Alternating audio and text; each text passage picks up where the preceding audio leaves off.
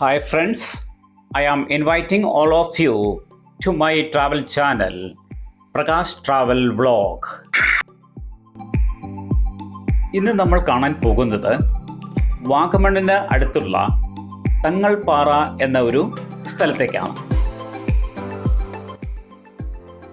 വാഗമണിൽ നിന്ന് ഏകദേശം 5 കിലോമീറ്റർ യാത്ര ചെയ്താൽ നമുക്ക് തങ്ങൾപ്പാറയിൽ എത്തിച്ചേരാം. ഞാൻ ഇപ്പോൾ വാഗമണിൽ നിന്ന് തങ്ങൾപ്പാറയിലേക്കുള്ള യാത്രയിലാണ്. നിങ്ങൾ ആദ്യമായിട്ടാണ് ഈ ചാനൽ കാണുന്നതെങ്കിൽ ചാനൽ ലൈക്ക് ചെയ്യാനും ഷെയർ ചെയ്യാനും സബ്സ്ക്രൈബ് ചെയ്യാനും മടിക്കരുത്.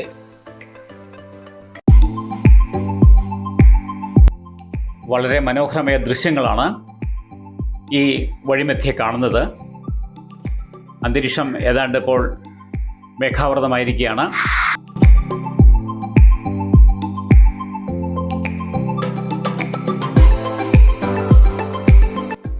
ഇതാ നമ്മൾ തങ്ങൾപ്പാറയിൽ എത്തിച്ചേർന്നിരിക്കുകയാണ്.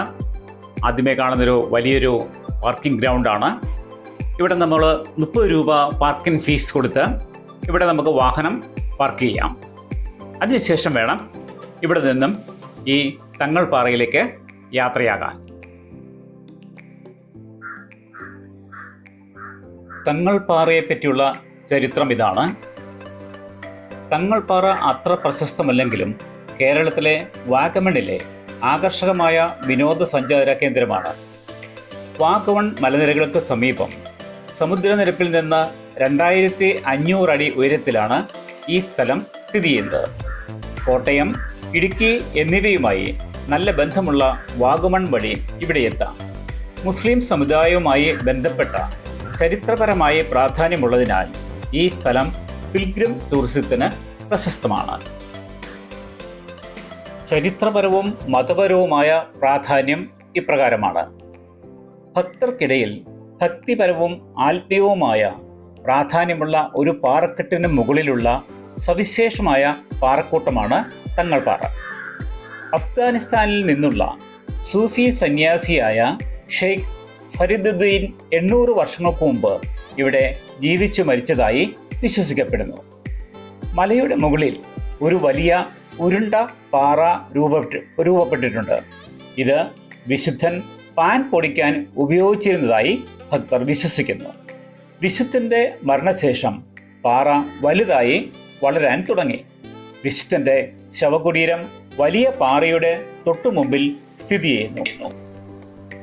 ഒരു ചെറിയ മസ്ജിദും പ്രാർത്ഥനാ കേന്ദ്രവും ഒരു കിണറും ഇതിന് സമീപമുണ്ട്.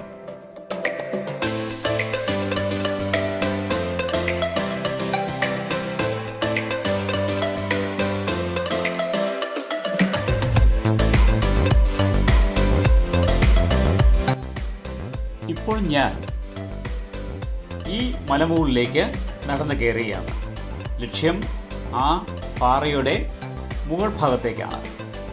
അവിടെ ചെറിയ ഉറുമ്പുകൾ പോകുന്ന പോലെ കാണുന്നത് അവിടെയുള്ള നടന്നു പോകുന്ന മനുഷ്യരുടെ രൂപമാണ്. വളരെ അധികം ദൂരത്തിലായതിനാൽ നമുക്ക് ഒരു പൊട്ടുപോലെ മാത്രമേ ഈ മനുഷ്യരെ കാണാൻ സാധിക്കുന്നുള്ളൂ.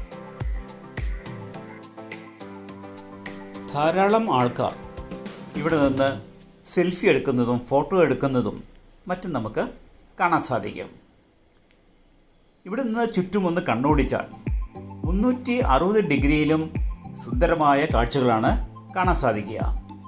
ഒരു വശത്ത് തേയിലത്തോട്ടങ്ങൾ, മറ്റൊരു വശത്ത് റിസർവോയറുകൾ, വേറെ ഭാഗത്ത് കുന്നിൻ പ്രദേശത്തിൻ്റെ അപാര ഭംഗി, മറ്റൊരു വശത്ത് റോഡുകൾ, അവയുടെ ഒഴുകുന്ന വാഹനങ്ങൾ, അങ്ങനെ നയനാനന്ദകരമായ കാഴ്ചകൾ ധാരാളം ഇവിടെ നിന്നാൽ നമുക്ക് ലഭിക്കുന്നതാണ്.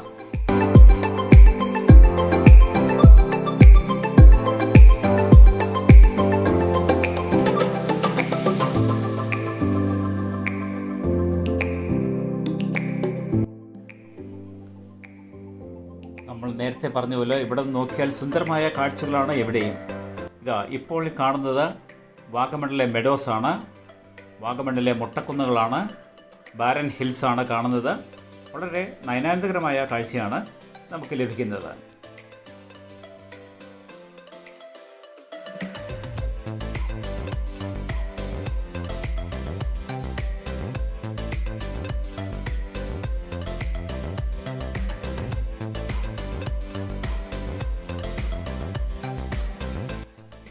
ഈ പാറയുടെ മുകൾ ഭാഗത്തേക്ക് ഞാൻ കയറിക്കൊണ്ടിരിക്കുകയാണ്.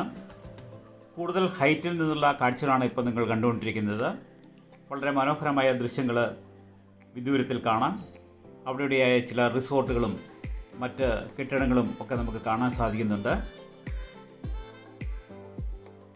അതൊരു റിസോർട്ടാണെന്ന് വേണം കരുതാൻ. വളരെ മനോഹരമായൊരു ബിൽഡിംഗാണ് ആ കാണുന്നത്. ഇവിടെയെല്ലാം വൻ മലനിരകൾ ആണ്. കോടമഞ്ഞുള്ളതിനാൽ അതിൻ്റെ ദൂരത്തിലുള്ള വ്യക്തമായ ചിത്രങ്ങൾ നമുക്ക് ലഭിക്കുന്നതിന് ബുദ്ധിമുട്ടുണ്ട്.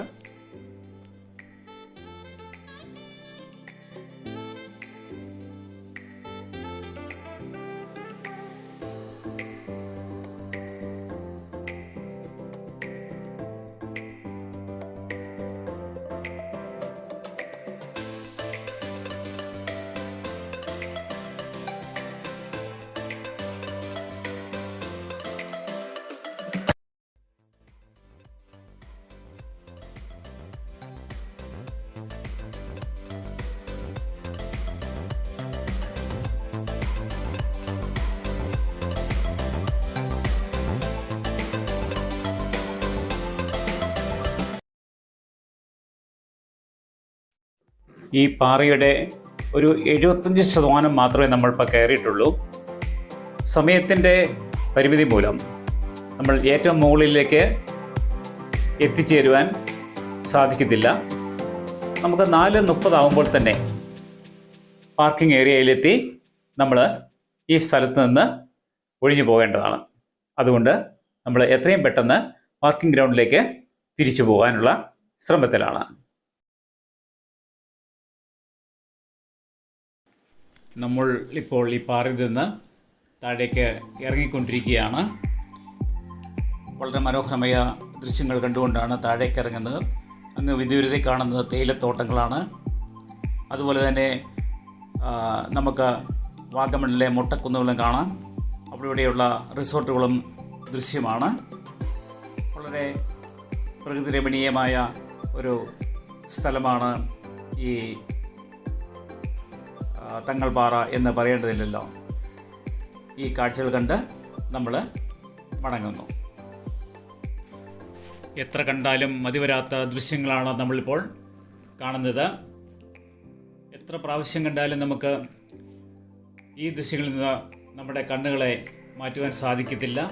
അത്ര നയനാനന്ദകരമായ ദൃശ്യങ്ങളാണ് എവിടെയും. 360 ഡിഗ്രി തിരിഞ്ഞാലും അവിടെയെല്ലാം സുന്ദരമായ പ്രകൃതി മനോഹരമായ ദൃശ്യങ്ങളാണ് കാണാനുള്ളത്. ഈ വാഗമൺ എന്ന് പറയുന്നത് ഇന്ത്യയിലെ സ്വിറ്റ്സർലാൻഡാണ് എന്ന് പറയുന്നത് വളരെ ഉചിതമാണെന്ന് തോന്നുന്നു. നമ്മളിപ്പോൾ സ്വിറ്റ്സർലൻഡിൽ നിൽക്കുന്ന ഒരു പ്രതീതിയാണ് ഇവിടെ നിന്ന് നമുക്ക് ലഭിക്കുന്നത്. ഈ വീഡിയോ നിങ്ങൾക്ക് ഇഷ്ടമായെങ്കിൽ ലൈക്ക് ചെയ്യാനും ഷെയർ ചെയ്യാനും സബ്സ്ക്രൈബ് ചെയ്യാനും മടിക്കരുത്. വീണ്ടും മറ്റൊരു വീഡിയോയുമായി കണ്ടുമുട്ടുന്നവരെ എല്ലാവർക്കും നമസ്കാരം.